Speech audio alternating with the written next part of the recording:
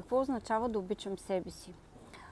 В материалния свят, това, което в повечето така в онлайн пространството се говори, да обичаме себе си. Всичко за нас, най-доброто за нас, най-доброто, най-красивата храна и най-добрата храна и всичко най-най-най.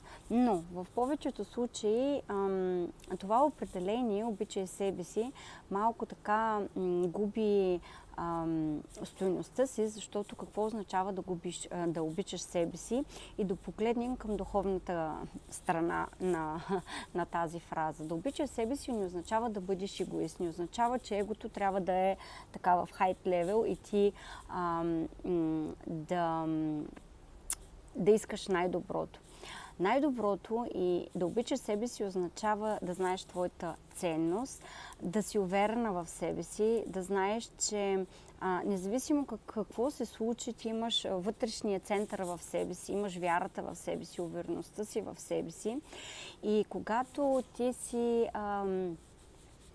сигурна в това, което правиш, в нещата, които ти се случват, то ти не губиш вяра в себе си и знаеш своята ценност. И тя никога няма да бъде повлияна от различни партньори, от различни ситуации, от различно хорско мнение и това, което се случва около теб.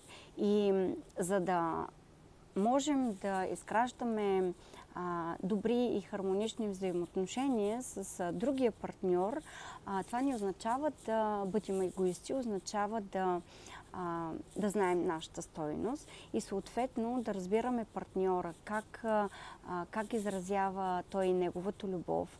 И когато ние се научим да даваме и да подаряваме любов, то тогава сме в нашата женска енергия и наистина имаме възможността да подаряваме тази любов, знаем как да я дадем и съответно партньора се чувства задоволен, чувства се обичан и може да направи най-доброто за вас. А вие, жените, сте в вашата женска енергия.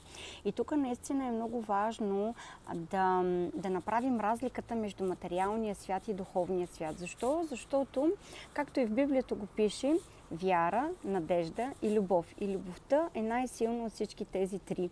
Така че нека да бъдем в определени сфери по-смирени, да обичаме, да даваме любов и съответно да се свържим с божествената енергия и ще видите, ако спазвате точно тези принципи, как ще водите един такъв много красив и благодатен живот и ще бъдете щастливи. Така че подарявайте любов и бъдете обичани.